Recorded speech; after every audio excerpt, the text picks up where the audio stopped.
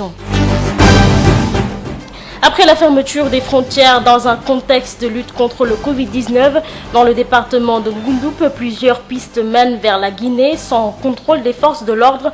Une situation qui pousse le maire de Samine à demander davantage de moyens pour éviter les entrées et sorties anarchiques. Pendant ce temps, le bilan des personnes atteintes de coronavirus continue d'augmenter. 13 nouveaux cas ont été enregistrés ce samedi, dont 12 cas contacts suivis, un cas issu de la transmission communautaire. 15 patients ont été déclarés guéris. Le Sénégal compte à ce jour 278 cas, dont 152 guéris et 123 encore sous traitement. La région de Louga inquiète les autorités sanitaires avec 9 cas positifs enregistrés aujourd'hui, ce qui élargit le nombre à 18 personnes atteintes de l'épidémie de Covid-19 dans cette région. L'actualité internationale, 18 860 décès recensés aux États-Unis ce samedi.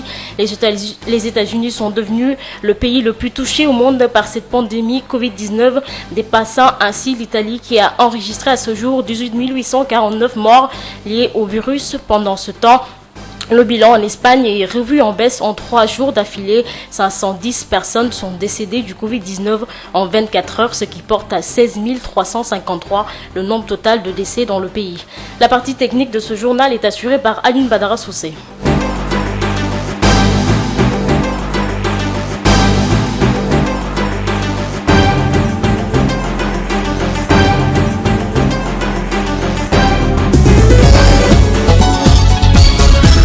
Aïssatou Gueye-Ba. Porosité des frontières, le maire de Samine, dans le département de Goundoup, est inquiet. Plusieurs pistes mènent vers la Guinée sans aucun contrôle. Il n'y a pas assez de forces de défense pour surveiller la zone. Le maire réclame plus de sécurité et de moyens pour empêcher les déplacements. Yaya Diao, le maire de Samine, est interrogé par Issegnan. Vous savez, nous sommes dans un département qui est frontalier à la Guinée-Bissau. Apparemment, sur les 15, 12 sont toutes pratiquement frontalière à la Guinée-Bissau. Et c'est ce qui nous fait peur, parce que déjà, en Guinée-Bissau, nous savons que le plateau où la santé n'est pas très suivie. Et donc, nous avons reçu hier des appels de la Guinée-Bissau qui nous font comprendre que il y a déjà beaucoup de cas. Et ces cas, pour la plupart, c'est des cas communautaires. Et c'est ce qui fait que nous avons vraiment des inquiétudes. Avec le dispositif qu'on a, nous n'avons vraiment pas suffisamment, en tout cas, nous ne sommes pas trop prêts vraiment à faire cette guerre contre le Covid dans cette zone transfrontalière. D'autant plus que le ministère avait même signalé que la zone la plus vulnérable, c'est le département de Goudomp, c'est-à-dire les zones frontalières. Et donc, nous sommes directement concernés. C'est pourquoi aujourd'hui, nous avons voulu vraiment lancer un cri de cœur pour que puisqu'il s'agit d'une guerre, qu'on puisse nous renforcer vraiment sur le plan de sécurité. Parce qu'on ne peut pas, pour des civils, demander à des populations de retourner chez eux seuls. C'est pas possible. Nous avons plus de 50 de pistes, n'est-ce pas, qui entrent ou qui sortent, n'est-ce pas, qui vont directement en Guinée-Bissau. C'est dans ce département que vous allez trouver un village avec 2 nations. C'est-à-dire que le même village partage, n'est-ce pas, la frontière. Et là, nous avons vraiment des difficultés. C'est pourquoi, malgré l'effort aujourd'hui que nous avons consenti pour toutes les collectivités territoriales d'ailleurs, mais aussi la préfecture de Goudomp, le sous-préfet de Dibana, mais il y a encore vraiment une situation de vulnérabilité qui s'impose. 13 nouvelles contaminations au Covid-19 rapportées ce samedi par le ministre de la Santé et de l'Action sociale. Il s'agit de 12 cas contacts et d'un cas issu de la transmission communautaire. 15 patients ont été déclarés guéris. Le Sénégal compte à ce jour 278 cas diagnostiqués positifs, dont 152 guéris. 2 patients sont décédés, un autre évacué. 123 patients encore sous traitement dans les établissements de santé. Le ministère de la Santé et de l'Action sociale, Abdoulaye Diouf Sarr, a fait le point ce matin. Ce samedi 11 avril 2020, le ministère de la Santé et de l'Action sociale a reçu les examens virologiques suivants. Sur 173 tests réalisés, 13 sont revenus positifs. Il s'agit de 12 cas contacts suivis par nos services et d'un cas issu de la transmission communautaire. 15 patients hospitalisés ont été contrôlés négatifs, donc guéris ce jour. Ils sortiront de l'hospitalisation dans la journée. L'état de santé des patients hospitalisés est stable. À ce jour, 278 cas ont été déclarés positifs au Sénégal, dont 152 guéris, 2 décédés, 1 évacué. Par conséquent, nous avons 123 patients en traitement dans nos hôpitaux. Le ministère de la Santé et de l'Action sociale exhorte les populations au respect scrupuleux des mesures de prévention individuelle et collective. Et pour retenir que 9 nouveaux cas de contamination ont été annoncés à Louga, il s'agit de personnes qui étaient en contact avec le premier cas issu de la transmission communautaire. La région compte à ce jour 18 cas diagnostiqués positifs au Covid-19. Et puis fermeture des marchés flottants et des commerces non essentiels. Le gouverneur de la région de Dakar corse les mesures pour lutter contre la propagation du Covid-19. Des impacts énormes, mais l'UNACOIS Yessal estime que la lutte contre la pandémie est justifié par des mesures. Aladia est le directeur exécutif de l'UNACOIS Yessal. Il est joint par Issonia. Ça aura forcément des conséquences réelles sur nos activités, mais nous en prenons acte et c'est une décision courageuse qui vient à son heure, puisque c'est la situation qui la demande, qui l'exige, puisque d'après les dernières informations reçues, Dakar compte plus que la moitié des cas enregistrés au Sénégal. Dakar compte plus que l'ensemble, en tout cas, des cas au niveau des 13 autres régions. Ce qui veut dire que la décision du gouverneur vient, en tout cas, dans le sens de la protection des hommes, en tout cas pour ce qui concerne la santé des habitants de Dakar.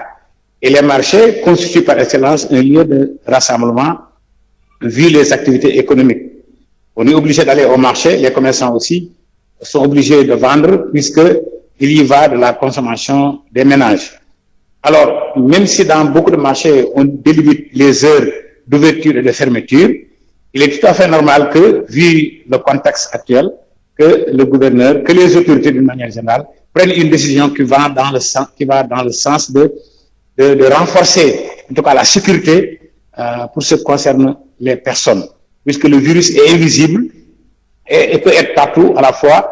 Et Dakar, étant la capitale et aussi, disons, accueille plus de 85% des activités commerciales et économiques d'une manière générale, industrielle du pays. C'est tout à fait normal que des décisions de ce genre puissent en tout cas être prises par les autorités pour sécuriser davantage les habitants. Depuis le 23 mars dernier, le pain ne se vend plus dans les boutiques à Dakar. L'interdiction a obligé les Sénégalais à fréquenter davantage les boulangeries pour se conformer aux mesures sanitaires contre la propagation du coronavirus. Une mesure qui n'est pas sans conséquence. Les livreurs de pain sont dans la tourmente. Ils indexent les propriétaires de boulangeries qui leur ont interdit de livrer du pain. Plus de 8700 travailleurs, rien qu'à Guédiawaye et Pikine, risquent de perdre leur travail. Alerte Walissar, le vice-président de l'association des livreurs de pain, joint par Mandiara da Silva. Non, on est très inquiet à cause des patrons de boulangerie. Franchement, on livre le pain en cachette. On ne sait pas là comment faire avec le pain. Nous, on ne livre pas le drogue. On ne fait que travailler. Si tu fais un métier à 20 ans de service, après on vient aux UDT pour se foutre d'or, ça devient du style. À qui est-ce que vous livrez le pain?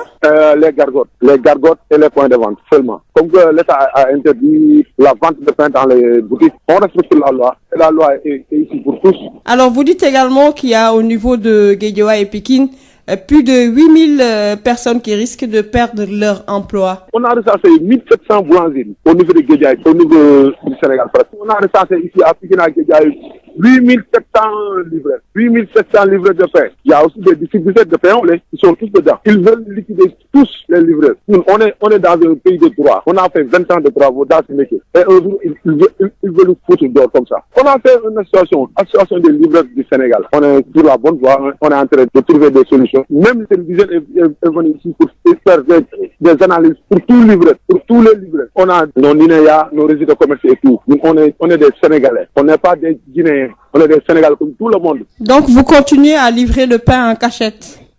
Mais on ne livre pas en drogue. Livrer une drogue, hein. On livre le pain seulement. Mais livrer le pain en cachette, ça devient difficile. Hein. On dirait qu'il y a du Kumba Amdaï ou Kumba Mundaï au Sénégal. On est des jeunes, on ne vole pas, on ne se drogue pas, on ne fait que travailler.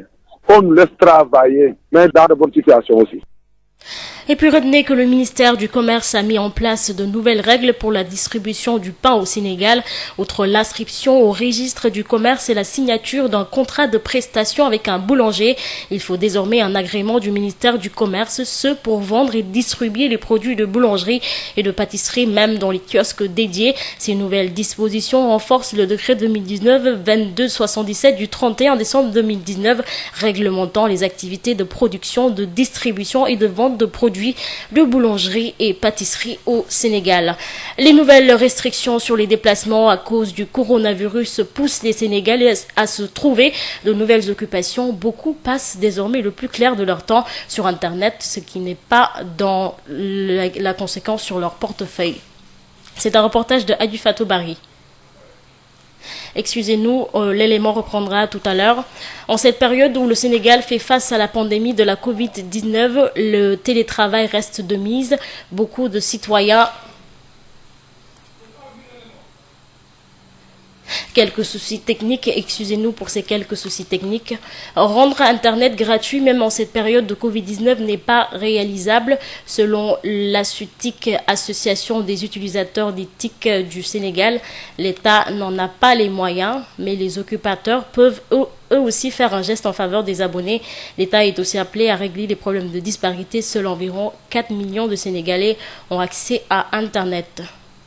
Le président de l'ASUTEC, Diagassé, est interrogé par Mme Diarra da Silva. Si l'État ne peut même pas rendre gratuit l'électricité et l'eau qui sont des besoins beaucoup plus essentiels, on se demande comment l'État fera pour acheter la connexion Internet auprès des opérateurs privés et donner ça aux Sénégalais dans le cadre du Covid-19. Ça, c'est une proposition complètement irréaliste et surréaliste. C'est impossible. D'ailleurs, ça n'existe dans aucun pays au monde. Maintenant, dans beaucoup de pays européens, un peu en Afrique, pour faciliter le télétravail dans cette période de crise sanitaire mondiale, des opérateurs ont pris sur eux l'initiative d'offrir des gigaoctets supplémentaires à beaucoup d'abonnements de connexion Internet. Donc ça, ce sont les opérateurs qui font des actions pour leurs clients dans cette période de crise sanitaire. Mais l'État ne peut pas acheter la connexion Internet et l'offrir à tous les utilisateurs d'Internet au Sénégal. Dans cette période de crise, tout ce qu'on peut faire, c'est l'État en collaboration avec les opérateurs à travers l'ART, l'Autorité de régulation, c'est d'offrir des gigaoctets supplémentaires à tous ceux qui ont un abonnement chez ces opérateurs-là. Par exemple, dans le cadre de l'éducation à distance que le ministère de l'Éducation est en train de mettre en place, l'État peut demander à tous les fournisseurs d'accès Internet à ce que la plateforme d'enseignement à distance soit gratuite, que ça soit pas facturé en fait dans les abonnements des clients. L'accès aux services d'information sanitaire, comme par exemple le ministère de la Santé, l'État peut demander aux opérateurs à ce que son accès ne soit pas facturé dans les abonnements des clients. Ça, ce sont en fait des mesures ponctuelles que l'État peut demander pour faciliter l'accès à Internet. Au-delà de tout ça, cette maladie révèle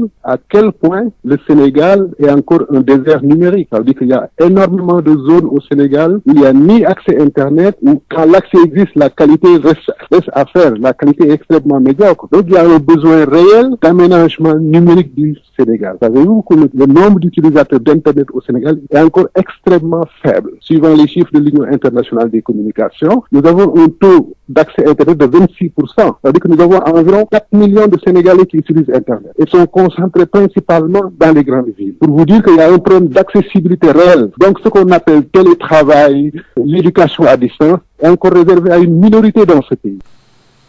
Les nouvelles restrictions sur les déplacements à cause du coronavirus poussent les Sénégalais à se trouver de nouvelles occupations. Beaucoup passent désormais le plus clair de leur temps sur Internet, ce qui n'est pas sans conséquence sur leur portefeuille. Adi Fatoubari. Après s'être incrusté dans notre pays, le coronavirus nous impose quelques changements sur notre quotidien. Avant, on faisait du business, mais maintenant, ça n'est plus possible. On reste chez nous.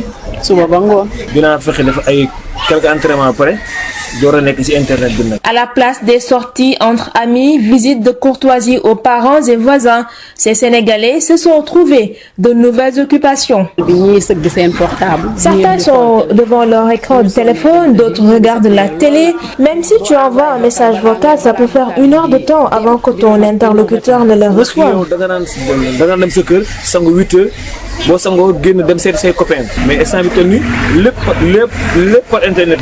L'internet, un moyen sûr pour rester en contact avec ses proches sans sortir de chez soi, mais il faudra débourser plus que d'habitude, ce qui est assez contraignant pour beaucoup.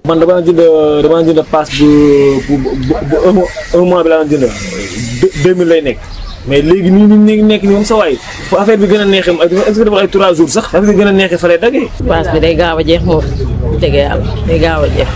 Pour être en phase avec les mesures édictées par les autorités sanitaires, dont la plus importante est que tous restent chez eux, ces Sénégalaises et Sénégalais émettent un appel à l'autorité. Comme ni gars yi defee courant bi noonu tamit ñoom war nañ ci jàpp tamit ndax jël sa 2000 francs dina ko paas te day mel ni ndox.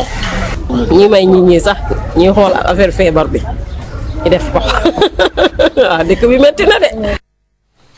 Adi Fatoubari, un point qui pose le contexte de gratuité de connexion dans ce pays. En cette période où le Sénégal fait face à la pandémie de la Covid-19, le télétravail reste de mise. Beaucoup de citoyens, l'administration, les petites et moyennes entreprises, les élèves et étudiants ont enfin compris que l'apport du numérique dans le travail quotidien est devenu une obligation à cause du coronavirus. Le semi-confinement demande une grosse consommation de données.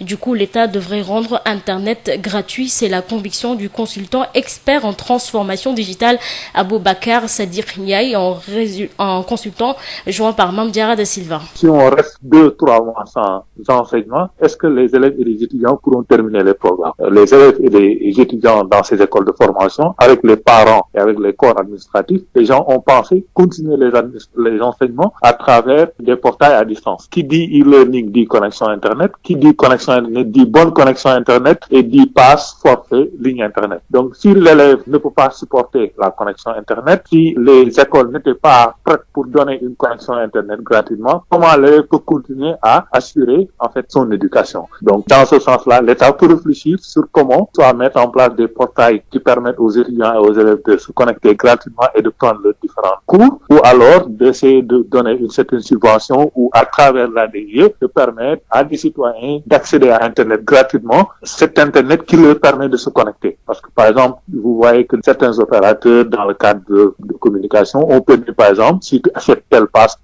tu as tel accès à Internet gratuit et ça c'est possible. Mais est-ce que l'État a les moyens de gérer tout ça? Oui, l'État a les moyens de le gérer. L'ADIE peut donner de l'Internet à tout le monde. Si l'État donne une fréquence aujourd'hui à un opérateur pour que l'opérateur l'exploite et le vend, c'est parce que l'État aussi peut utiliser une fréquence pour mettre ça en place afin que des gens puissent l'utiliser librement. Aujourd'hui, je te donne un exemple. L'État peut avoir son propre Internet déployé par l'ADIE où tous les services administratifs, le gouvernement peut communiquer dans l'Internet gouvernemental sans payer un soupçon. Le second élément, c'est ce qui concerne les entreprises et les PME. Aujourd'hui, on parle de travail à distance, de télétravail, etc.